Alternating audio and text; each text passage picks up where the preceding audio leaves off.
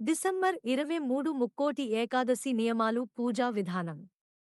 వైకుంఠ ఏకాదశి లేదా ముక్కోటి ఏకాదశి రోజు ఎలాంటి విధివిధానాలు పాటిస్తే సంవత్సరం. వైకుంఠ ఏకాదశి లేదా ముక్కోటి ఏకాదశి రోజు ఎలాంటి విధివిధానాలు పాటిస్తే సంవత్సరం మొత్తం విష్ణుమూర్తి అనుగ్రహం లభిస్తుందో, అప్లైశ్వర్యాలు కలిగి సకల శుభాలు కలుగుతాయో, వృత్తి విద్యా రంగాలలో మంచి అభివృద్ధి సాధించవచ్చో, ధనపరంగా అదృష్టాన్ని పొందవచ్చు, ఈ వీడియోలో మనం తెలుసుకుందాం. ఈ వీడియోకి లైక్ చేయండి. సంవత్సరంలో వచ్చే అన్ని ఏకాదశుల కంటే ముక్కోటి ఏకాదశికి చాలా ప్రత్యేకత ఉంది. దీనినే వైకుంఠ ఏకాదశి అని కూడా పిలుస్తారు. ముక్కోటి ఏకాదశి అంత ప్రత్యేకమైనది ఎందుకంటే ఆ రోజు 33 కోట్ల మంది దేవతలు వైకుంఠానికి ఉత్తర ద్వారం గుండా వైకుంఠంలో శ్రీ మహావిష్ణువును దర్శించుకుంటారు. అందుకే ఈ ఏకాదశిని ముక్కోటి ఏకాదశి అని పిలుస్తుంటారు. అందుకే మనం కూడా ముక్కోటి ఏకాదశి రోజు విష్ణు సంబంధితమైన ఆలయానికి వెళ్లి ఉత్తర ద్వారం నుంచి వెళ్లి విష్ణుమూర్తిని దర్శనం చేసుకో. అలా దర్శనం చేసుకుంటే సంవత్సరం మొత్తం విష్ణుమూర్తి అనుగ్రహం కలిగి ఆర్థికంగా, వృత్తిపరంగా, ధనపరంగా కలిసి వస్తుంది. అలాగే ఈ ముక్కోటి ఏకాదశి ఉన్న ఇంకొక ప్రత్యేకత ఏమిటి అంటే ఆ ఒక్కరోజు ఉపవాసం ఉంటే 3 కోట్లు ఏకాదశిలో ఉపవాసం ఉన్నత ఫలితం కలుగుతుంది.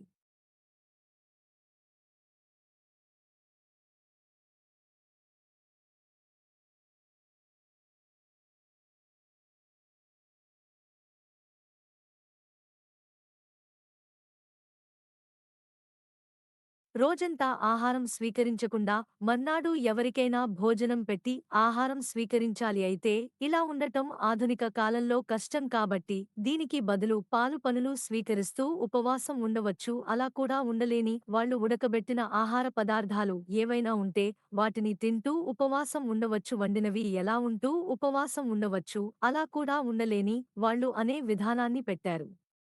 అదే రక్తము ఉండవచ్చు. హరినక్తము అనగా పగలు తినకుండా రాత్రికి గోధుమ రవ్వతో చేసిన ఆహార పదార్థం, గోధుమ రవ్వ ఉప్మా లాంటివి తినవచ్చు. దీనిని హరి నక్తం అని అంటారు. అయితే ఈ ఉపవాస నియమం అనేది చిన్నపిల్లలకి, వృద్ధులకి, ఆరోగ్య సమస్యలు ఉన్నవారికి, గర్భిణీ స్త్రీలకు వర్తించదు.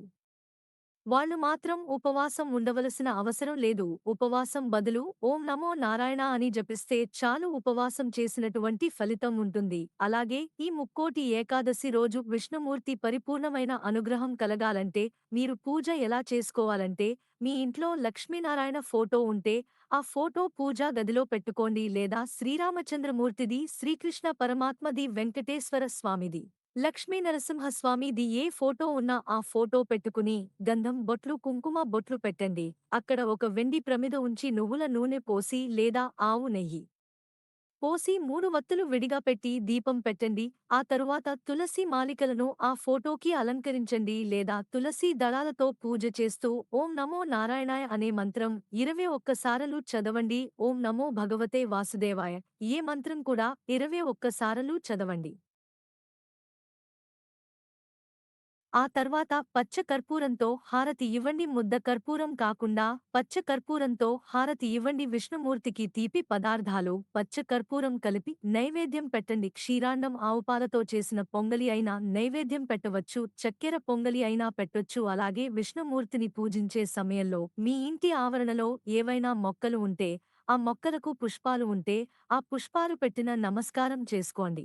వాటిని సాల పుష్పాలు అంటారు. విష్ణువుకి సాల పుష్పాలు ఇష్టం కాబట్టి ఆ సాల పుష్పాలు మీ ఇంటి ఆవరణలో పెరిగిన మొక్కలు, పుష్పాలు పెట్టి నమస్కారం చేసుకోండి. అలాగే దగ్గర్లో విష్ణుమూర్తి ఆలయానికి వెళ్ళినప్పుడు, విష్ణుమూర్తి ఆలయం అంటే రాముడు, కృష్ణుడు, వెంకటేశ్వర స్వామి, నరసింహ స్వామి వీరందరూ కూడా విష్ణు స్వరూపాలు. విష్ణు ఆలయానికి వెళ్ళినప్పుడు ధ్వజస్తంభం దగ్గర దీపం పెట్టండి. ఇంటి యజమాని గాని, ఇంటి యజమానురాలు కానీ విష్ణు సంబంధమైన ఆలయంలో ధ్వజస్తంభాన్ని గరుడ ధ్వజం అంటారు. ఆ గరుడ ధ్వజం ప్రమిదలో నువ్వుల నూనె పోసి వత్తులు వేసి దీపం పెడితే ఆ దీపం అనేది ఇంటి మొత్తానికి రక్షణలాగా పనిచేస్తుంది.